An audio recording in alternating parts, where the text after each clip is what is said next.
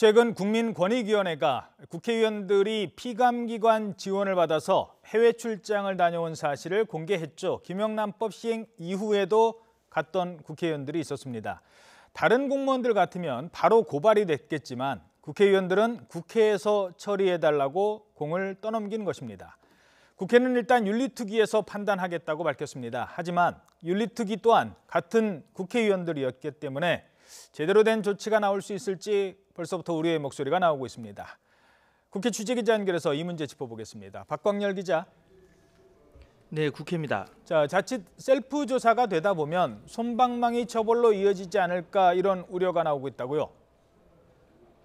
네, 그렇습니다. 조금 전 국회 대변인이 이 문제 관련해서 기자회견을 진행을 했는데요. 국회는 권익위 조사 결과만 가지고 조치에 나서기는 이르다며 피감기관들의 자체 조사를 지켜보겠다는 입장입니다. 다만 피감기관 자체 조사 결과 위반이 확인되면 국회법 징계 규정에 따라 윤리특위에 회부하겠다고 밝혔습니다. 물론 일부에서는 말씀하신 대로 국회의 셀프 조사라는 비판도 나옵니다. 윤리특위 자체가 국회의원으로 구성돼 제대로 된 조사 결과가 나올 수 있겠느냐는 겁니다. 이런 지적에 국회는 국회의원 국회활동심사자문위원회를 구성해 외부 지원에 의한 국회의원 해외 출장 적절성을 심사하겠다고 밝혔는데요. 이 또한 국회 교섭단체가 추천한 6인 이내로 구성할 예정이라 제대로 된 조사가 가능할지는 좀 더 지켜봐야 할 것 같습니다. 그리고 이 국회의원들의 특수활동비도 논란이 되고 있는데요. 국회가 20대 현역 의원들의 특수활동비를 공개하라라는 법원 판결에 항소하겠다는 입장을 밝혔죠. 네, 일단 표면적인 이유는 아직 특활비에 관한 국회 차원의 대책이 나오지 않은 상태에서 공개가 이르다는 겁니다. 국회의장단과 여야 원내대표단이 합의해 대책을 내놓은 다음에 특활비를 공개하는 게 좋겠다고 판단했다는 건데요. 또 특활비가 국회만의 문제는 아닌 만큼 다른 국가기관들과 제도 개선에 보조를 맞출 필요도 있다고 이유를 설명하고 있습니다.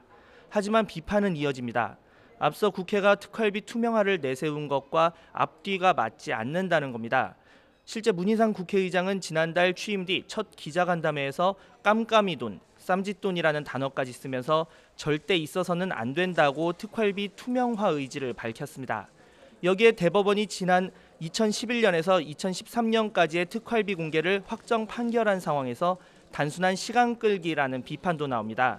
이번에 법원이 판결한 공개 대상이 지난 2016년 하반기의 특활비, 즉 현역 의원들의 특활비 내역이다 보니 더 조심스러운 것이 아니냐는 지적도 있는데요.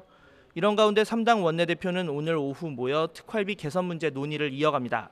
앞서 민주당 홍영표 원내대표가 이번 주 내에 특활비 개선 대책을 내놓겠다고 언급한 상황에서 한국당 김성태 원내대표는 영수증 처리 없는 특활비는 일절 받지 않겠다고 밝혔고요.